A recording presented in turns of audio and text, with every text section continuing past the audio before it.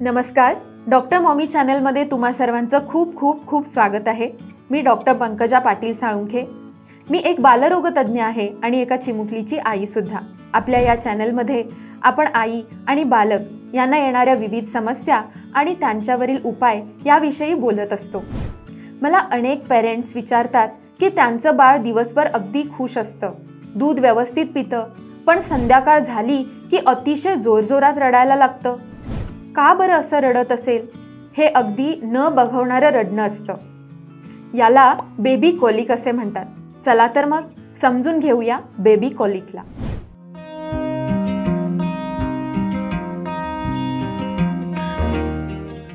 Baby कोलिकला इन्फंटाइल colic असेही म्हणतात। हे अगदी 4 ते 6 आठवड्याच्या बाळांपासून सुरू होतं आणि अगदी 4 ते 6 महिन्यांपर्यंत याचं प्रमाण कमी व्हायला लागतं।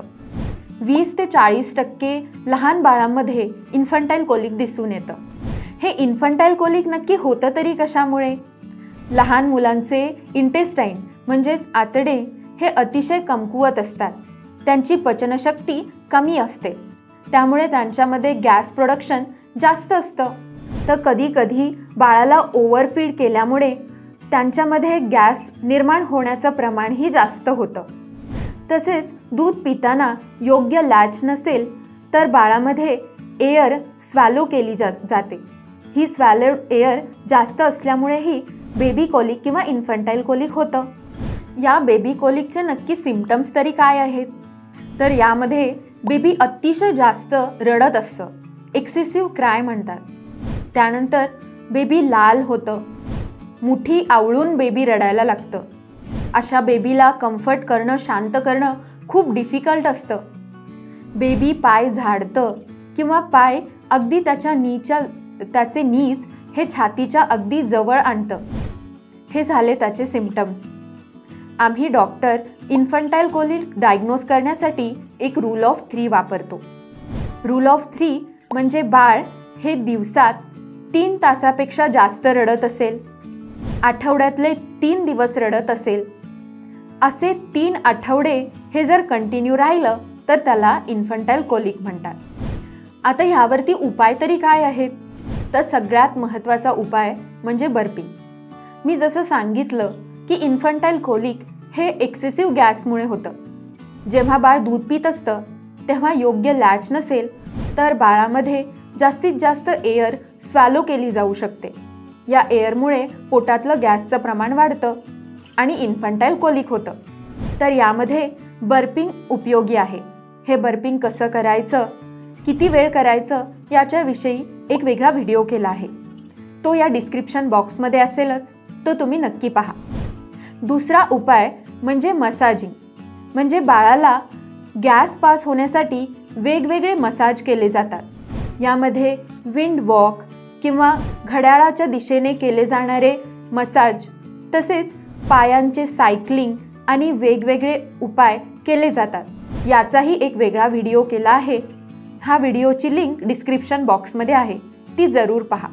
तिसरा उपाय आहे, बाळाला आपण बर्पिंगच्या पोझिशनमध्ये घेऊन थोडंसं बाहेर वेल व्हेंटिलेटेड एरियामध्ये घेऊन जायचं। अशा वेळी बाळं थोडं रडणं कमी करतात। कधी-कधी अगदी पॅनिक झालेले पेरेंट्स अशा बाळाला ड्राईव्ह करत आमच्या हॉस्पिटलपर्यंत आणतात आणि काय चमत्कार, बाळ एकदम शांतच होतं। तर खूपदा ड्रायव्हिंगमध्ये बाळांचा तो डिस्कम्फर्ट, गॅस हा रिलीव्ह होतो आणि त्याच्यामुळे बाळं एकदम आनंदी होतात। तर हा चमत्कार नाहीये। तर तुम्ही हा उपायही वापरू शकता, बाळाला थोडंसं ड्राईव्ह करून आणायचं। चौथा उपाय म्हणजे डाएट, आईचं डाएट। कधी-कधी आईच्या डाएटमध्ये वेगवेगळ्या गोष्टी आल्या, जसं की गाईचं दूध किंवा गाईच्या दुधाचे वेगवेगळे प्रोडक्ट्स किंवा डाळ, अशा गोष्टींमुळे बाळाच्या पोटामध्ये गॅस निर्माण होण्याचं प्रमाण जास्त होऊ शकतं। अशा वेळी आईने ते पदार्थ तिच्या डाएटमध्ये, आहारामध्ये टाळले तर तिच्या लक्षात येईल की बाळाला कोलिक होण्याचं प्रमाण कमी झालं आहे। तर अशा पद्धतीने आई तिच्या आहारावरती कंट्रोल करू शकते। 5वा उपाय म्हणजे अगदी या सर्व उपाय करूनही बाळाचं रडणं थांबत नसेल आणि त्याचा कॉलिकचा त्रास थांबत नसेल तर मात्र तुम्हाला डॉक्टरांकडे न्यायचं आहे. अशावेळी डॉक्टर तुम्हाला सायमेथिकॉन ड्रॉप्स किंवा प्रोबायोटिक्स किंवा अँटीस्पाझमोडिक सारखे ड्रग्ज देऊ शकतात. त्याचा योग्य डोस हा तुमच्या डॉक्टरांच्या सल्ल्यानुसारच घ्या. तर समजलं ना इन्फंटाईल कोलिक म्हणजे काय, त्याचे सिम्पटम्स काय, ते कशामुळे होतं आणि त्याच्यावरती कोणकोणत्या उपाययोजना करता येतील. अशाच हेल्पफुल व्हिडिओजसाठी डॉक्टर मॉमी चॅनलला नक्की सबस्क्राईब करा.